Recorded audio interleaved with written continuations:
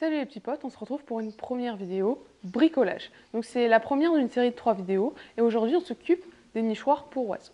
Alors vous allez me dire, ça sert à quoi des nichoirs? Eh bien les nichoirs ça sert à augmenter la biodiversité dans votre jardin, sachant que souvent les arbres on n'en a pas assez pour différentes espèces d'oiseaux. Donc pour cela, je vais vous proposer 6 nichoirs. Pourquoi 6? Parce que pour chaque nichoir, il y aura une espèce associée. Et oui, alors pas le nichoir en lui-même, ça va être le trou d'envol. Donc c'est là où sort l'oiseau. Et ça, c'est spécifique à chaque espèce, parce que chaque espèce n'a pas besoin du même trou. Par exemple, si avoir la mésange bleue, il va falloir faire un trou de 27 mm. Si vous moineau, ce sera un trou de 35 mm. Donc c'est très différent. Et c'est différent en fait des nichoirs que vous achetez dans le commerce, parce que les nichoirs dans le commerce, ils ont tous un trou de 30, mais ça ne sélectionne pas les espèces que vous voulez, parce que si par exemple il y a une mésange bleue qui se met dans ce nichoir, elle peut être dénichée par une mésange charbonnière. Ça permet d'augmenter la diversité et d'augmenter du coup les espèces que vous allez avoir autour de chez vous. Donc pour cette vidéo, moi j'ai sélectionné 6 espèces autour de mon jardin. J'ai trouvé ça grâce à une explication pour retrouver les oiseaux et je me suis aussi appuyée sur la liste de la région Bretagne sur les oiseaux qui existent dans nos campagnes. Et après, pour créer ces nichoirs, il y a 2 types de nichoirs. Il y a un nichoir pour les espèces semi-calcicoles et les espèces calcicoles. Donc tout d'abord, les espèces semi-calcicoles, c'est des espèces qui n'ont pas besoin d'obscurité pour nidifier, c'est-à-dire qu'elles n'ont pas besoin que le nichoir soit fermé entièrement, contrairement aux espèces calcicoles qui ont besoin d'obscurité et donc d'un trou d'envol. Oui, mais Zoé, tu as sélectionné quelle espèce? Eh bien, j'ai sélectionné la mésange bleue, la mésange charbonnière, la citale torche-peau, le moineau. C'est des espèces calcicoles qui aiment l'obscurité. Et après, en espèces semi-calcicoles, j'ai privilégié le rouge-gorge, bergeronnette à tête grise. Et vous pouvez trouver les liens vers les plants que j'ai utilisés dans la description et sur Instagram.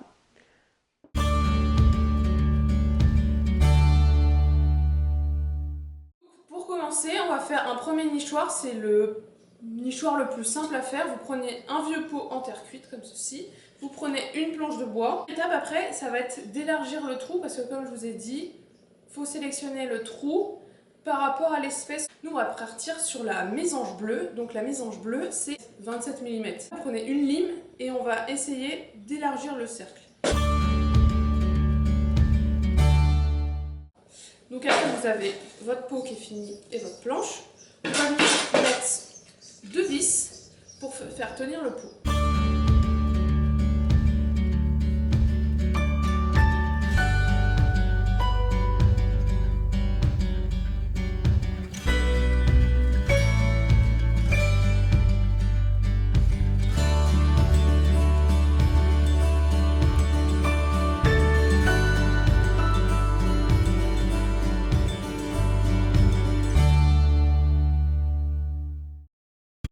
Et voilà, on a notre premier nichoir.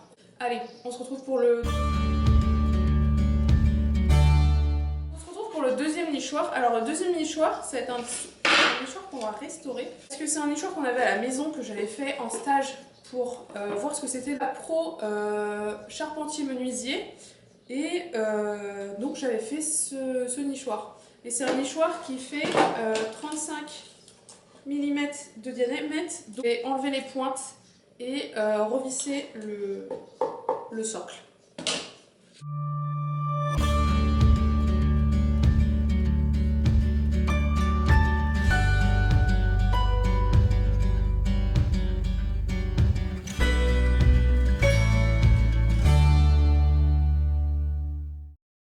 Et voilà, notre nichoir est réparé. Donc là, on se trouve pour le troisième nichoir. Donc là, c'est un nichoir pour espèces semi-calcicoles, c'est-à-dire, comme je vous l'ai expliqué, pour les... 1, 2, 3. Donc, c'est-à-dire, comme je vous l'ai expliqué, pour les espèces qui n'ont pas besoin du nombre... 1, 2, 3, 4. Donc, c'est pour des espèces qui ont besoin d'une semi-obscurité. Donc pour ça, le nichoir il va pas être fermé sur la façade en entier. Donc j'ai découpé au préalable mes pièces. Vous pouvez retrouver tous les plans que j'ai faits en description et ou sur mon Instagram.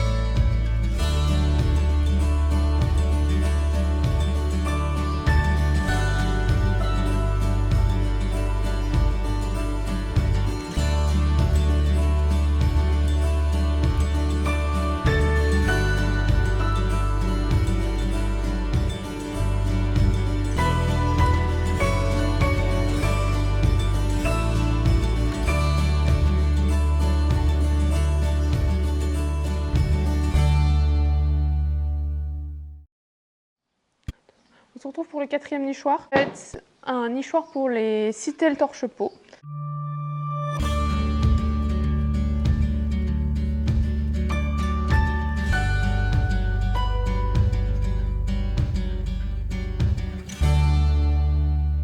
Alors là, on va faire un nichoir, c'est le cinquième, c'est pour des espèces semi-cavicoles.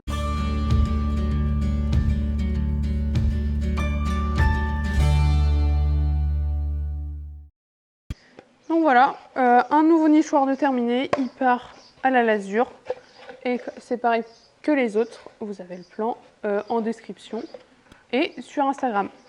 On se retrouve pour le sixième nichoir, le dernier bien sûr. Et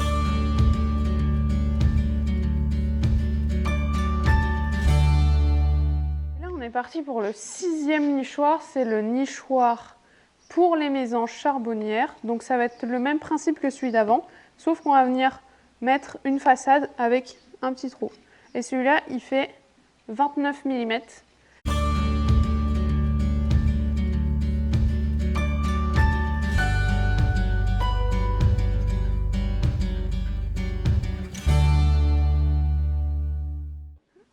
Alors, pour protéger le bois, on va faire une mixture d'huile de lin et d'essence de térébenthine pour pouvoir protéger le bois.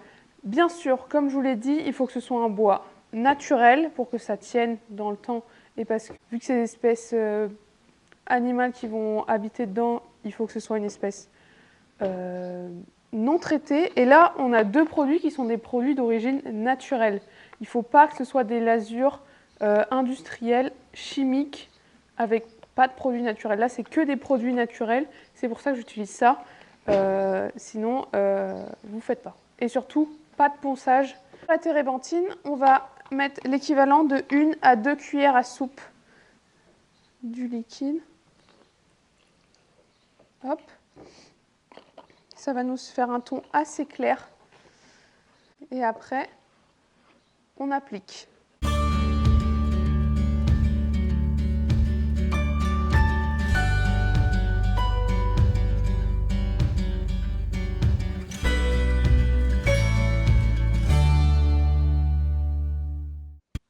Donc là, ça fait quelques jours que j'ai fini les constructions et que j'ai passé plusieurs couches de lasure.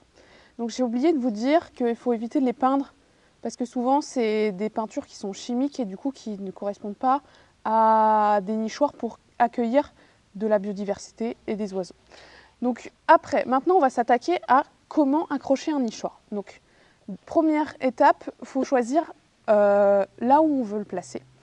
Donc de préférence est ou sud-est, parce que est, c'est là où il y a le soleil levant. Donc dès que le soleil pointe le bout de son nez, les oiseaux sortent pour aller chasser. Deuxièmement, parce que c'est là où on n'a pas les vents dominants et les pluies fortes. Donc ce qui permet de protéger le nichoir et les oiseaux. Après, il faut privilégier des liens souples, surtout pas interdit de mettre des pointes dans les arbres ou des vis ou ce que vous voulez parce que c'est comme si on s'enfonçait nous-mêmes des pointes dans les membres. On n'aime pas ça et ben on ne le fait pas aux autres. Après, privilégiez des liens souples parce que du coup, il ne faut pas abîmer l'arbre. Vous accrochez à l'arrière de votre nichoir et vous faites le tour du tronc, de la branche, en mettant souvent une cale derrière pour éviter de blesser l'arbre. En ce qui concerne quand est-ce qu'on met les nichoirs, donc il faut les laisser toute l'année, éviter d'aller les voir souvent, observer les oiseaux de loin. Et alors nous on va le mettre bientôt quand on aura fini la série des nichoirs. Ça sert toute l'année, aussi bien en hiver, au printemps pour la nidification, et l'hiver pour les protéger du froid, de la pluie, des intempéries, etc. Donc c'est bien de les mettre maximum avant l'automne ou fin d'hiver, parce que les oiseaux, c'est comme nous, on n'achète pas une maison sur un coup de tête. Donc, ou on loue pas une maison sur un coup de tête, un appartement. Bref, il faut mettre un petit peu de temps avant, il faut choisir, regarder tout ce qui est autour de nous. Et du coup, c'est pareil pour les oiseaux. Ils font pas n'importe où leur nid, genre sur un coup de tête. Il faut qu'ils aient quelques semaines avant vu les lieux, est-ce que c'est bien, est-ce que là je vais trouver assez d'insectes, etc., etc. Donc il faut laisser les nichoirs assez longtemps en avance pour que les espèces puissent choisir l'endroit où elles vont nicher. Donc la vidéo des nichoirs est terminée, j'espère qu'elle vous aura plu. N'hésitez pas à la partager, commenter, liker et surtout à me faire des retours sur ce que vous en avez pensé de celle-ci, de celle d'avant. Qu'est-ce qu'il faut que j'améliore? Est-ce qu'il y a des trucs que vous préférez ou des envies de sujets? N'hésitez pas à me les dire en commentaire, à aller sur Instagram pour me le dire. Surtout, si vous voulez refaire ces nichoirs, le PDF des plans est dans la description et vous pouvez les retrouver sur Instagram aussi. Sur ce, je vous dis à la semaine prochaine pour de nouvelles aventures. Ciao!